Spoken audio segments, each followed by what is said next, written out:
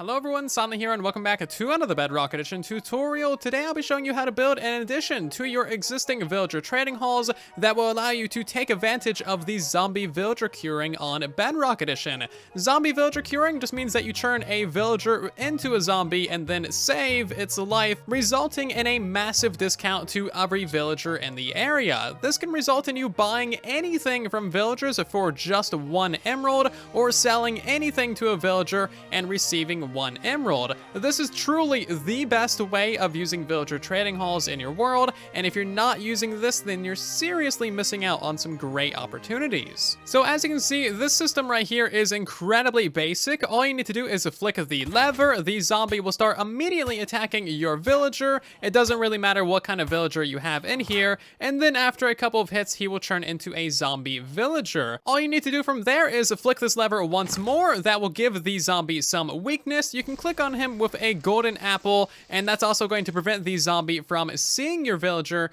and prevent him from turning him back into a zombie villager. After a couple of moments, he will turn into a regular village again, and that will give you the discounted prices to everyone in the area. If we open this guy up, you can see that instead of charging us 9 emeralds per bookshelf, he's only charging us 3, and instead of needing 4 books per emerald, we can sell him a single book for 1 emerald. So if we do this a couple of times, we're gonna get incredible prices on basically everything.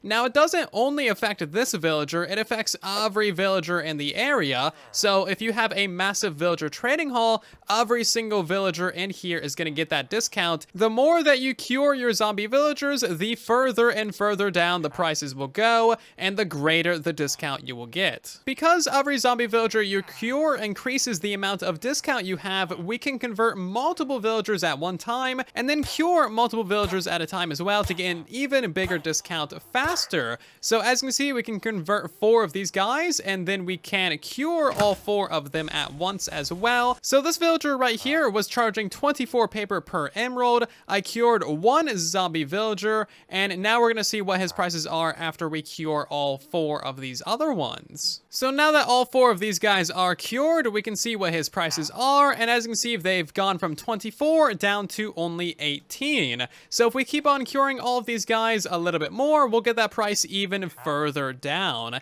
And as you can see, his enchantment book went from 17 emeralds down to 1 as well. So this truly is an amazing way of doing villager trading. This tutorial is meant to be an addition and an upgrade to any villager trading hall that you might have in your world, no matter how advanced or basic it may be. You can use this with literally any villager trading hall you have. However, one thing I would suggest doing is when this is not in use, don't keep your villagers as actual villagers. Let them stay zombie villagers. That way, they're not going to be linking to any beds. They're not going to be linking to any workstations. They're not going to be taking up the village cap or trying to breed or causing any issues. And as long as you don't have any random iron golems walking around, they're just going to stay there until you need to cure them. So that is my recommendation. Keep them as zombie villagers the majority of the time, and whenever you need them, cure them. So there's another trick up our sleeves that we're using for this as well. We are not using the weakness splash potions, we are using arrows of weakness, and these are incredibly easy to make. All you need to do is brew some basic potions of weakness, so a fermented spider eye and some water bottles,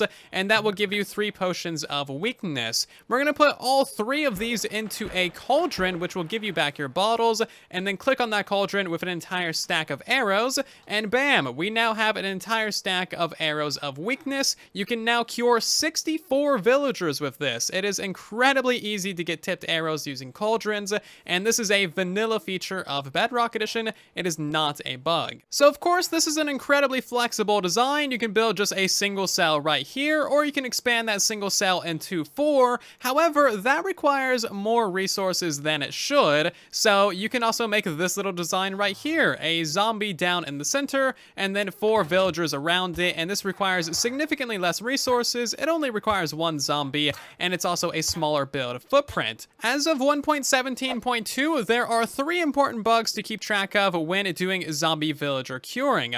The first one is that if you log out of the game in single player, these guys will instantly cure. The second one is nitwits will not remain nitwits if you turn them into a zombie villager. And the third one is the fact that sometimes when curing a zombie villager, even if it's name tagged, it can the spawn. So don't leave the area as these guys are curing.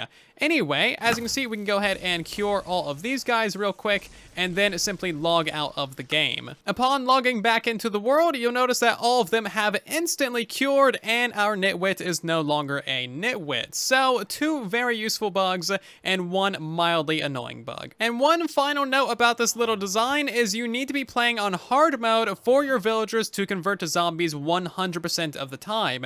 If you're playing on easy or normal difficulty, then sometimes these guys will just die instead of converting into zombie villagers. So make sure you are playing in hard mode whenever you go to kill them and turn them into zombie villagers.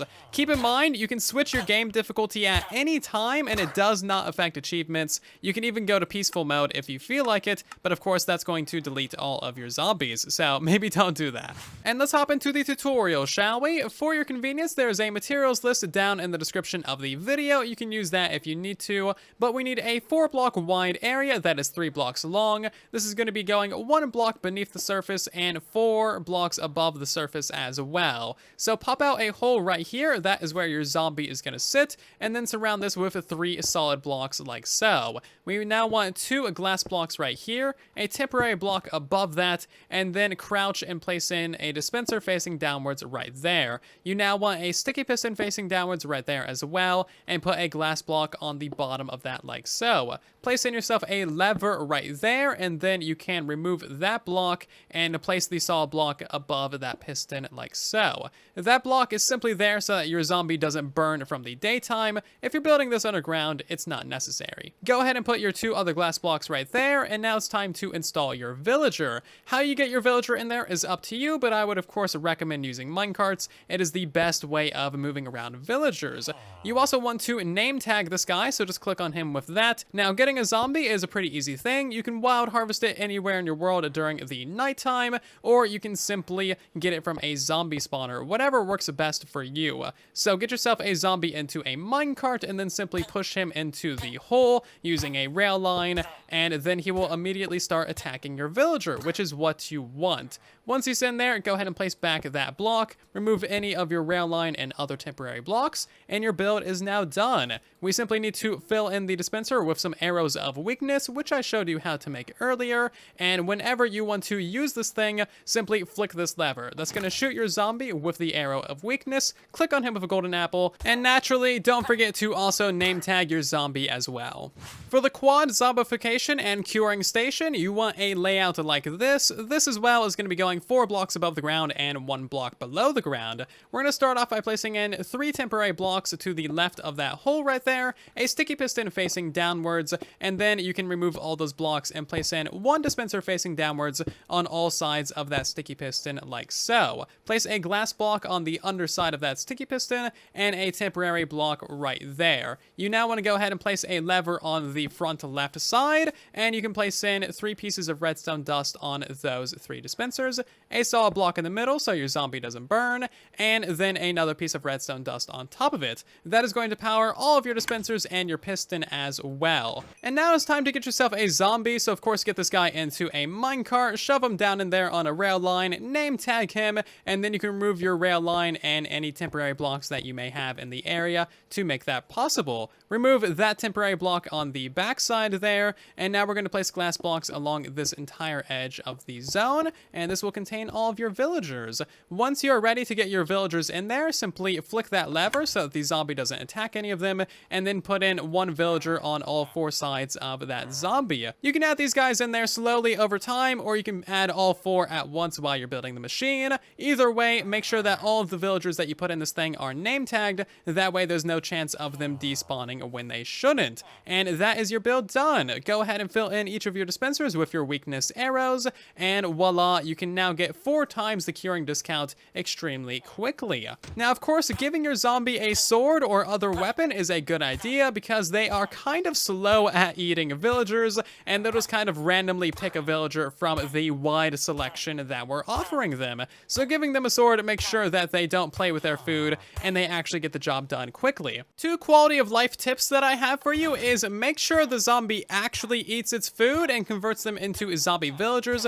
before you flick this lever. Otherwise, the arrow that you shoot them with could kill the villager before it's been turned into a zombie, and then you would have to replace this guy. Furthermore, do not flick this lever like a whole bunch, because then you're just going to be spamming all of your villagers with arrows, and that could result in permanent death, and again, you would have to replace them. It takes about 7 to 15 arrows to actually kill these guys, so this isn't something that you really need to worry about. I'm just trying to cover my bases here. If you got any questions, comments, or concerns about today's build, let me know in the comment section down below, but otherwise, hopefully this serves you well in your world. If you enjoyed this video, make sure to leave a like or possibly subscribe to the channel so that you don't miss future ones, and thank you so much for watching. I'll see you down in the comment section and in the next one, and then there was silence.